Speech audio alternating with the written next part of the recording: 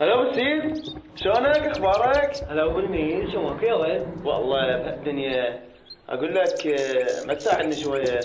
يعني شايف هاي بيدي.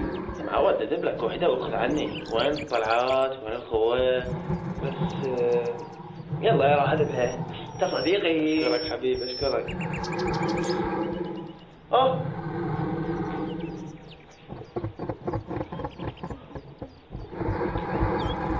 لك شوف جبت لك. يا ولد شو اسوي بهذني؟ شو تسوين شنو؟ بابا انا ذني وصلت زينب كلها بيهن. دب لك وحده، دب لك وحده وخذ هاك.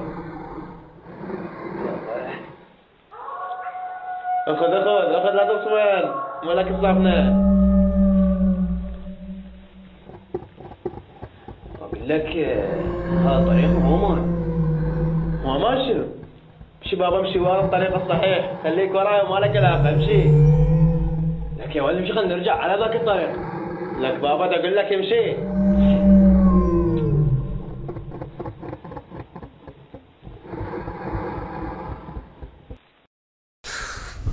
اي يابا، يعني انت صدق فد شي، بس اني عندي سؤال. قل لي اذا اني بنفسي كنت صديق سوء فشلون؟ ويعني انت تتحمل شي ذنب غيرك؟ اقول لك ترى انت مفتهمها غلط. مثلا انا بالبدايه ما في يوم صديقي انطاني جيجاره، كل ما كان يدخن انا اقول له على جيجاره الى انا تعلمت. زين، لو كان صديقك ما يدخن كان فكرت بالتدخين؟ طبعا انا اصلا فكره التدخين ببالي من زمان، بس صديقي شويه سوالي واهس.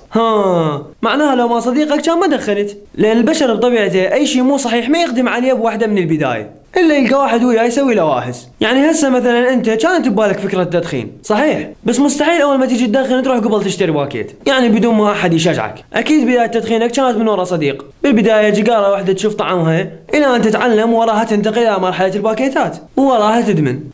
غلط. مثلا انا بدايه تدخيني كنت اخبط من جماعه جيجاير وارجع ادخنها فوق السطح. زين، راح اسالك سؤال بس جاوبني بصراحه، ماشي؟ ماشي. انت تشرب؟ يس. حلو. الشرب بالذات وانت تعرف مستحيل تلقى شخص يشرب اذا مو اصدقائه جروا له الطريق، مستحيل، لان الشرب شيء يخوف. حتى لو كانت الفكره ببالك مستحيل تروح تسويها وحدك، لان تخاف من العواقب. اذا اشرب شلون؟ خاف اسكر واتخربط وتبدي الافكار تدور براسك، فاكيد تتردد وما تسوي هيك شيء بدون اصدقائك. طبعا هذا الحكي ببدايه طريقك اقصد، والا بعدين تصير زلاطه. وهسه ايش تريد؟ يا اخي خلينا نحكي جديات. بابا جديات شنو انت شيخ قاعد تحكي وياي؟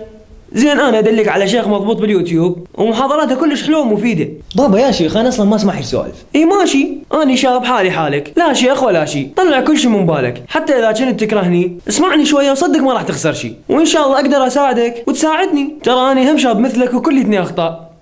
سولف. شوف هسه مثلا التدخين. يا بس شلبت لي على التدخين انت، سولف لي على الشغلات الدسمه. هسه اني مثلا اسكر، اشرب،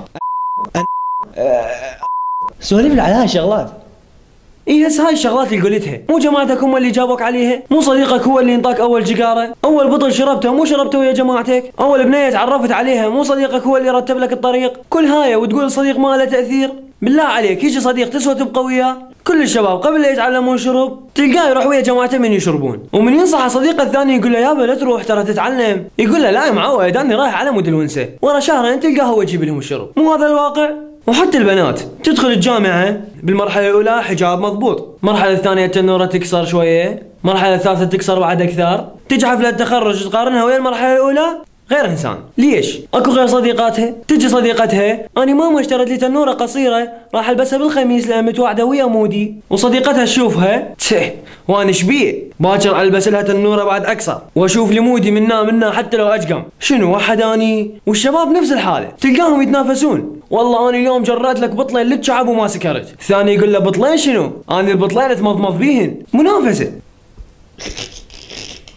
ايه الحكي يضحك ويونس، بس والله من تفكر بيه صدق تلقاه يوجع القلب. والله تجي يوم القيامة تندم على كل لحظة ضيعناها هيك، تعض ايدك من الندم وتقول ليش ما صليت؟ ليش ما تركت الشرب واني كان عندي مجال اتركه؟ ليش ضيعت الرسالة اللي الرسول عليه الصلاة والسلام تعب وانضرب بالحجارة حتى يوصل لي اياها؟ ويوم يعض الظالم على يديه يقول يا ليتني اتخذت مع الرسول سبيلا. بعدين تذكر جماعتك شلون علموك على الشرب وعن النسوان، يا ويلتى ليتني لم اتخذ فلانا خليلا لقد اضلني عن الذكر بعد اذ جاءني وكان الشيطان للانسان خذولا. وتتذكر وتتندم، بس شي يفيد الندم وقتها؟ ويوم يعض الظالم على يديه يقول يا ليتني اتخذت مع الرسول سبيلا يا ويلتى ليتني لم أتخذ فلانا خليلا لقد أضلني عن الذكر بعد إذ جاءني وكان الشيطان للإنسان خذولا. ما دام عندك مجال وتقدر تغير من نفسك غيرها، وصديقك بدل ما هو يعلمك على الشرب والسجاير والنسوان انت علمه وانصحه واتفقوا. مثلا روح على صديقك وقول له انا راح ابطل شرب مثلا من تاريخ 1/1/2013 اريد ابدي بدايه جديده، او مثلا راح اعوف النسوان من اليوم الفلاني، وسوي له واهس وياك وسويها مناسبه حلوه واكتبها بالفيسبوك. والله فخر وفرحه انك قدرت تنتصر وتغير من نفسك. واذا بطلت انت وصديقك تذكر راح تاخذ اجرك واجر صديقك اضعاف مضاعفه. بالنهايه انا اشكرك لانك شاهدت الفيديو واتمنى تكون استفادت من عنده، واسف اذا جاوزت عليك بشيء. السلام عليكم.